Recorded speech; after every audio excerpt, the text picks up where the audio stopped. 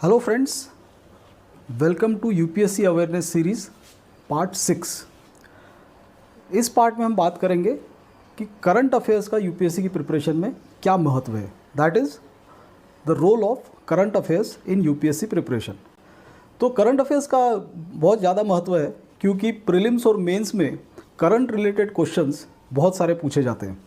अब हम अगर प्रीलिम्स की बात करें तो प्रीलिम्स में कुछ तो हार्डकोर करंट के क्वेश्चंस होते हैं और कुछ जो करंट के क्वेश्चंस दिखते नहीं है लेकिन वो होत करंट के ही क्वेश्चंस है, क्योंकि वो किसी हार्डकोर या मेन सब्जेक्ट से रिलेटेड करंट अफेयर्स के क्वेश्चंस होते हैं। तो अब फॉर एग्जांपल जैसे सपोज़ भारत के प्रधानमंत्री या भारत के राष्ट्रपति किसी दौरे पर जाते हैं बाहर के देश में, तो उस देश से रिलेटेड कोई ज्योग्राफी का क्वेश्चन आ सकता है। तो वो लगता तो ज्योग्राफी का क्वेश्चन है, लेकिन वो पर्टिकुलर क्वेश्चन क्यों पूछा गया, उसके पीछे करंट अफेयर्स का रोल होता है।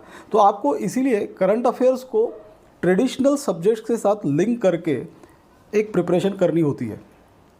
और फिर वैसा ही मेंस में होता है। मेंस में अब हर पेपर में अलग अलग सब्जेक्ट्स होते हैं। जैसे मेंस के जीएस में पेपर 4 अगर छोड़ दिया जाए तो पेपर 3 में बहुत सारे सवाल करंट अफेयर्स से रिलेटेड पूछे जाने का स्कोप होता है।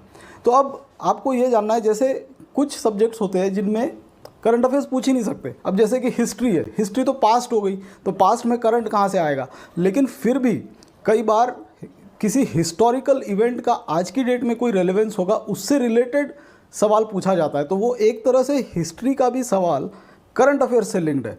फॉर एग्जांपल अब जैसे सपोज़ 2015 में गांधी जी को इंडिया आए 100 साल हो गए थे, उनकी स्वर्ण जयंती थी, यानी जब गांधी जी 1915 में इंडिया आए थे, 2015 में उसको 100 साल हुए।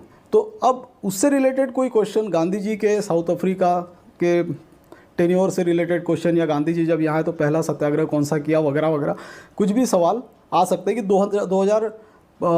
1915 में कौन से उन्होंने काम किए होंगे। तो वो क्यों पूछे जा रहे हैं 2015 या 16 के एग्ज़ाम में, क्योंकि उसको 100 साल हुए हैं। तो ऐसे हिस्ट्री के भी कई सारे एस्पेक्ट्स करंट अफेयर से लिंक्ड हो सकते हैं। ज्योग्राफी के तो बहुत ही ज़्यादा हो सकते हैं। ज्योग्राफी में तो करंट अफेयर्स का पूछने का बहुत ज़्यादा स्कोप होता है, क्योंकि कहीं पर मान लो कहीं प्रोडक्शन इकोनॉमी से रिलेटेड, यानी production, natural resources, gas crisis, तो अब ये सारी चीज़ें कहीं ना कहीं लोकेटेड होती है, तो उससे रिलेटेड सवाल पूछे जा सकते हैं। तो ऐसे ही पॉलिटी में भी पूछे जा सकते हैं। पॉलिटी में जैसे कि कौन से नए कॉन्स्टिट्यूशनल अमेंडमेंट एक्ट्स आए और फिर उसका किन आर्टिकल्स से रिलेशन है। किन आर्टिकल्स, जो आर्टिकल्स हो गए वो तो तुम्हारी ट्रेडिशनल पॉलिटी हो गई, लेकिन जो नया कॉन्स्टिट्यूशनल अमेंडमेंट एक्ट आया है तो वो तो करंट अफेयर्स का हुआ।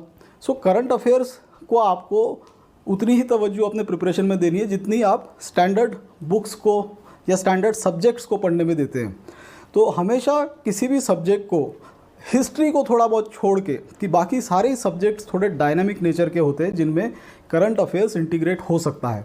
तो आप जब भी यूपीएससी की प्रिपरेशन करें तो उसमें जो आप लेटेस्ट न्यूज़ आर्टिकल्स या करंट को जिस हिसाब से पढ़ते हैं उसको हमेशा कुछ ना कुछ किसी न किसी वे में लिंक करने की कोशिश करते रहा कीजिए।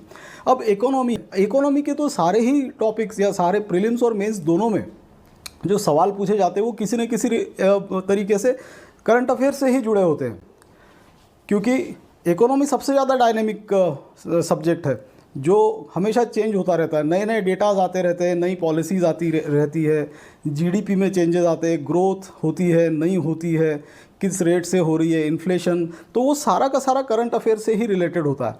तो उसके लिए अब आपको उस तरीके से ही इकोनॉमी को पढ़ना होता है। इकोनॉमी को हमेशा ट्रेडिशनल इकोनॉमी के साथ साथ करंट अफेयर्स के साथ लिंक करके पढ़ना बहुत ज़रूरी है।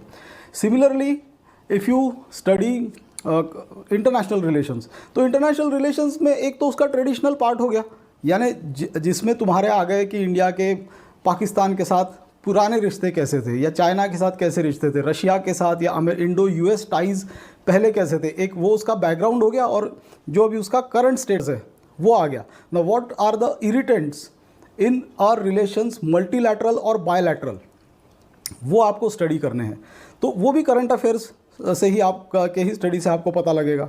अब साइंस एंड टेक्नोलॉजी ये एक सेक्शन है जिसका रिप्रेजेंटेशन प्रीलिम्स मेंस दोनों में होता है। तो अब जैसे जब आइंस्टाइन ने ग्रेविटेशनल वेव्स की थ्योरी दी थी, उसके एग्जैक्टली 100 साल बाद उसको ऑब्जर्वेशन के थ्रू रियल में पाया गया, that is when gravitational waves are created when two black holes collide. तो इसको 100 साल हो गए थे और एग्जैक्टली तभी हुआ है। तो तब वो क्वेश्चन आइंस्टाइन से रिलेटेड क्वेश्चन प्रीलिम में आया। आइंस्टाइन के कई सारे क्वेश्चंस प्रीलिम्स और मेंस में आते रहते हैं। एक बार तो मेंस में अभी 3-4 साल पहले बोस आइंस्टाइन कंडेंसेट से रिलेटेड एक क्वेश्चन आ गया था। तो it has something to do with current affairs.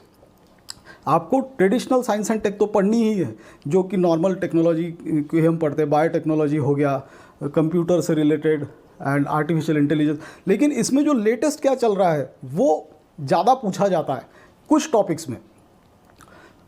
अगर हम 100 नंबर का प्रीलिम्स का भी अगर हम बात करें तो उसमें अराउंड 25 से 30 क्वेश्चन डायरेक्टली और indirectly related to current affairs होते हैं। इसीलिए करंट अफेयर्स को आप इग्नोर नहीं कर सकते, और करंट अफेयर्स को आपको उतनी ही तवज्जो देनी जितनी आप नॉर्मल की पढ़ाई को देते हैं, जो जनरली कैंडिडेट्स इग्नोर करते हैं, भूल जाते हैं और फिर उनको लगता है कि उनकी प्रिपरेशन हुई थी, जबकि उनकी प्रिपरेशन नहीं हुई थी, क्योंकि उन्होंने अपनी बेसिक पढ़ाई को या ट्रेडिशनल पढ़ाई को करंट अफेयर्स से लिंक ही नहीं किया था। Okay, same is the case with other ecology environment में। अभी जैसे नए इन्वायरमेंट रिलेटेड लॉज क्या आ रहे हैं, उससे रिलेटेड आपके करंट अफेयर्स के सवाल आ सकते हैं। ट्रेडिशनल इकोलॉजी एंड इन्वायरमेंट के सेक्शन में फॉरेस्ट से रिलेटेड क्या लॉज है, something related to wildlife हो सकता है, ठीक है, कंजर्वेशन ऑफ एनर्जी, कुछ भी हो सकता है। तो इसीलिए करंट अफेयर्स को आपको बहुत सिस्टमेटिकली करना है। अब फिर सवाल आता है कि करंट अफेयर्स को कहाँ से प्रिपेयर करें। तो उसके कुछ अलग अलग सोर्सेज हैं।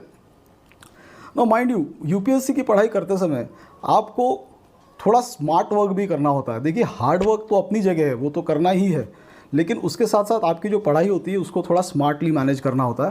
तो जब आप न्यूज़पेपर पढ़ते हैं या कोई मैगज़ीन पढ़ते हैं या इवन इंटरनेट पे करंट अफेयर्स के नोट्स कई सारे अभी अवेलेबल है, तो वो आप पढ़ते हैं, तो आपको ये खुद ही समझ में आना चाहिए एक स्टेज के बाद तो भी एटलीस्ट, कि आपको क्या पढ़ना है और क्या नहीं पढ़ना है। क्योंकि ऐसे तो फिर करंट अफेयर्स में कितनी सारी चीज़ें होती हैं, आप क्या क्या ध्यान रखोगे।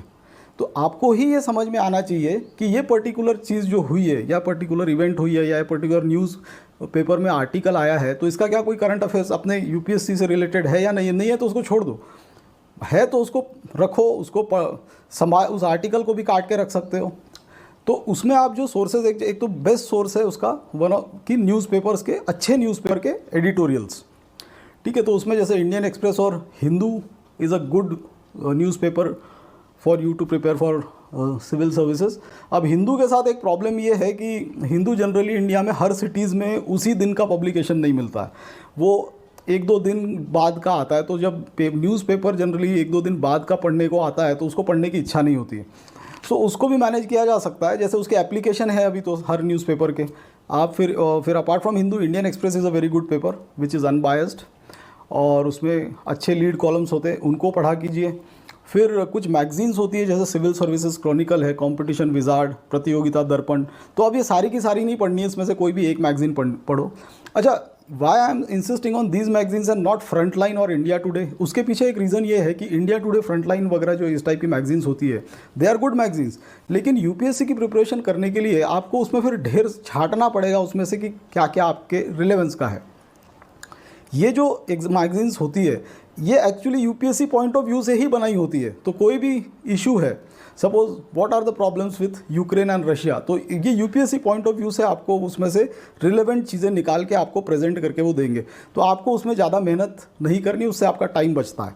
So instead of reading standard magazines, you read magazine specific for UPSC.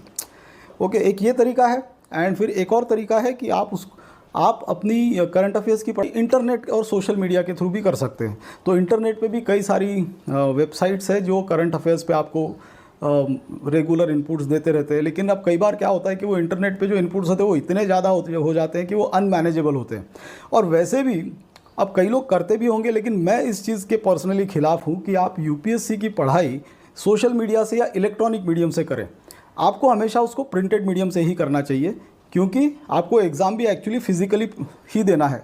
ये एग्ज़ाम ऑनलाइन एग्ज़ाम नहीं है। प्रीलिम्स और मेंस जो है ये एक्चुअली फिज़िकली जाके तुमको देना होता है, तो उसका जितना फिज़िकल टच वाली चीज़ों से पढ़ाई कर सको उतना किया करो, और वही आपके लिए बेनिफिशियल रहेगा। आप उसमें कई सारी चीज़ें अंडरलाइन कर सकते हैं, कई नोट्स को अपने पास रख सकते हैं, कई चीज़ों में से फिर अपने माइक्रो नोट्स बना सकते हैं। वो पीडीएफ्स वगैरह पढ़ने का वो एक, उसमें कई बार मैंने देखा है कि यूजुअली कैंडिडेट्स का टाइम ही वेस्ट होता है। So better way out is use printed media itself and that is enough. ऐसा नहीं है कि तुमको बहुत सारा करना है, तुमको रिलेवेंट चीज़ें करनी है और शॉर्ट टाइम में बहुत सारी चीज़ें मैनेज करने का स्मार्टनेस भी डेवलप करना है। So it is not only about hard work but also smart work. So with this information we stop here. Video अच्छी लगी हो तो लाइक करें, हमारे चैनल को सब्सक्राइब करें। Thank you very much.